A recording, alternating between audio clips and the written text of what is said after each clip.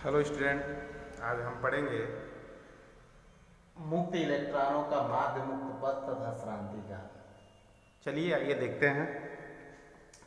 Main free path and relaxation time of free electrons, यानी free electrons means मुक्त electrons. मुक्त इलेक्ट्रॉनों का माध्य मुक्त पथ तथा श्रांति काल। माध्य मुक्त पथ तथा श्रांति काल क्या होता है, चलिए चर्चा करते हैं। ये क्या है, मान लीजिए इलेक्ट्रॉन है और यहां दो इलेक्ट्रॉन है। तो मुक्त इलेक्ट्रॉन द्वारा, मुक्त इसको कहेंगे मुक्त इलेक्ट्रॉन द्वारा दो कर्मागत, क्या कहेंगे, दो कर्मागत टक्करों के बीच, क्या क्या बच्चों, टक्करों के बीच चली गई दूरी या तय की गई दूरी माध्य मुक्त पथ कहलाता है। माध्य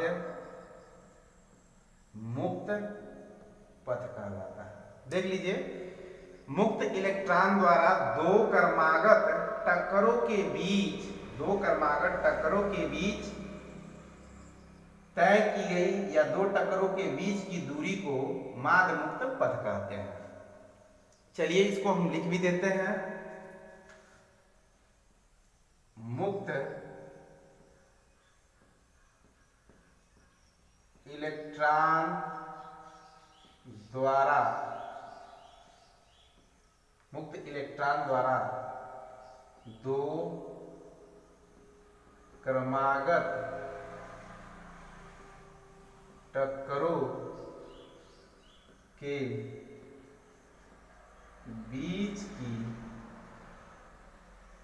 दूरी को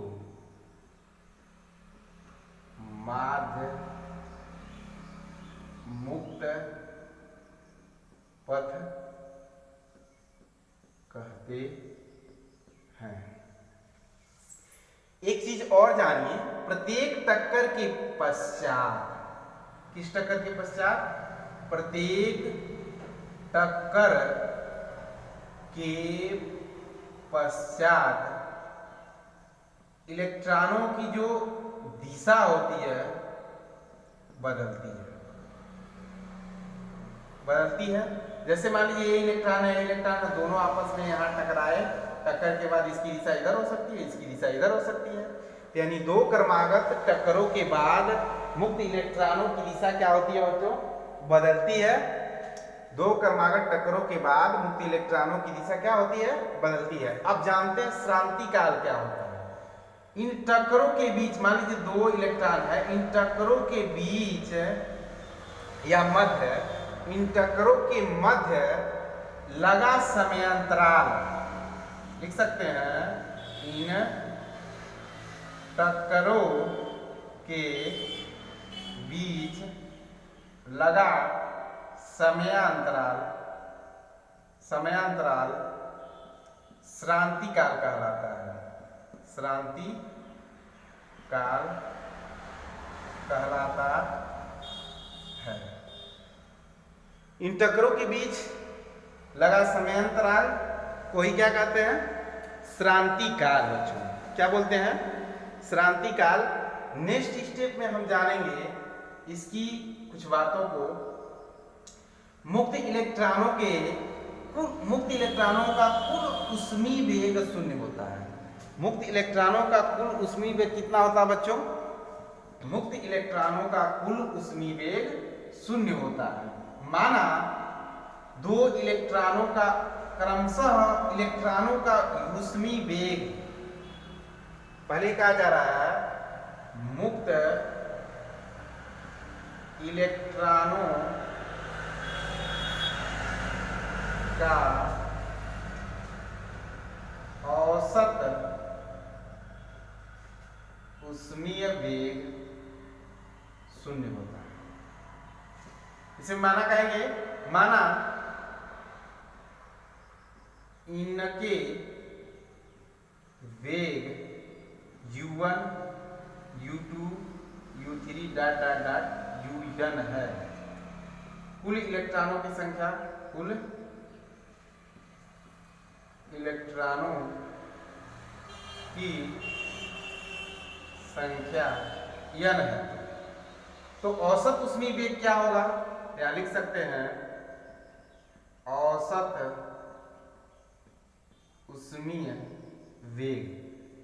देखिएगा बच्चों, औसत ऊष्मीय वेग का यूज किया जाएगा U1 plus U2 plus U3 dot dot dot आप लगा के लिख सकते हैं UN बटा n इक्वल टू कितना होता है? 0, यानी औसत ऊष्मीय वेग 0 होता है। चलिए हम नेक्स्ट हेडिंग जानते हैं, हम नेक्स्ट हेडिंग जानेंगे बच्चों। नेक्स्ट हेडिंग की हम चर्चा करेंगे। आइए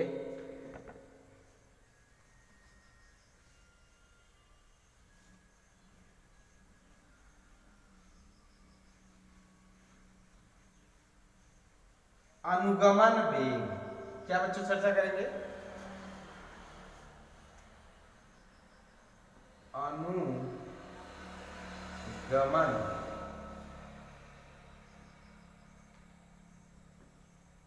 अनुगमन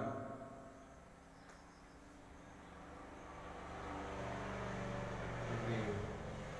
अनुगमन वेग को रिप्रेजेंट करते हैं बच्चों VT से। क्या जानते हैं? ये देखिए हम बना रहे हैं बैटरी, आपको ये प्लस ये माइनस, और ये धातु का एक चालक तार है। ये किसका है?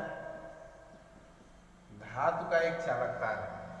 जब किसी धातु के एक चालक तार को बैटरी के सिरों के बीच जोड़ते हैं, धातु के तार को बैटरी के सिरों से क्या करते हैं? जोड़ते हैं, तो यह चालक जब जोड़ देते हैं तो यह चालक तार को त्वरित गति प्रदान नहीं कर पाता है। कैसी गति में प्रदान कर पाता है? इलेक्ट्रॉन को, तो यह इलेक्ट्रॉन को त्वरित गति प्रदान नहीं कर पाता है, त्वरित गति प्रदान नहीं कर पाता है।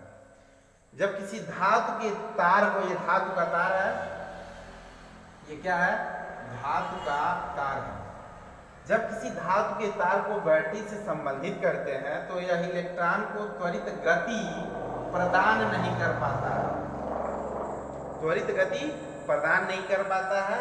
तो यह चालक तार के उच्च सिरों के बीच, मान लीजिए यह उच्च सिरा है, उच्च सिरों के बीच, तब यह चालक तार के उच्च सिरों के बीच नियर अबाउट 10⁻⁻⁴ मीटर प्रति सेकेंड का वेग ही दे पाता है। यह इलेक्ट्रॉन को कितने का वेग दे पाता है? यह इलेक्ट्रॉन को 10⁻⁻⁴ मीटर प्रति सेकेंड का वेग ही दे पाता है, जो इलेक्ट्रॉन के ऊष्मीय वेग के ऊपर होता है।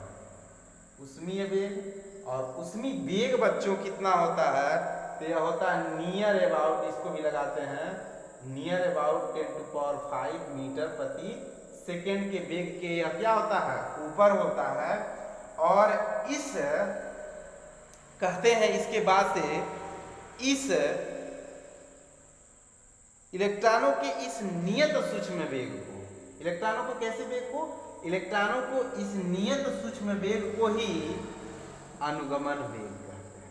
चलिए लिख देते हैं एक बार, क्या लिखते हैं? धातु के तार को जब बैटरी से संबंधित करते हैं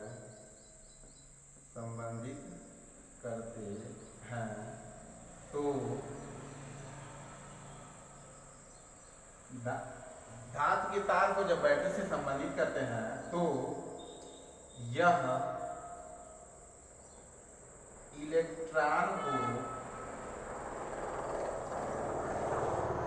त्वरित गति प्रदान नहीं कर पाता है। यह इलेक्ट्रॉन को त्वरित गति प्रदान नहीं कर पाता है जो चालक तार के उच्च सिरों के बीच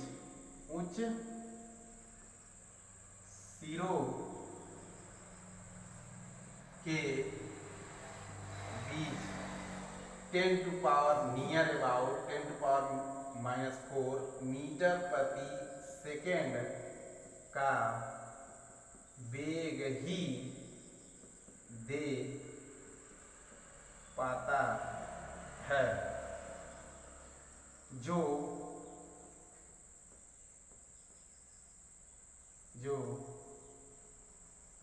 इलेक्ट्रॉन के उष्मीय वेग near about 10 to power 5 metre प्रति सेकेंड ही दे पाता है। इस इलेक्ट्रॉन के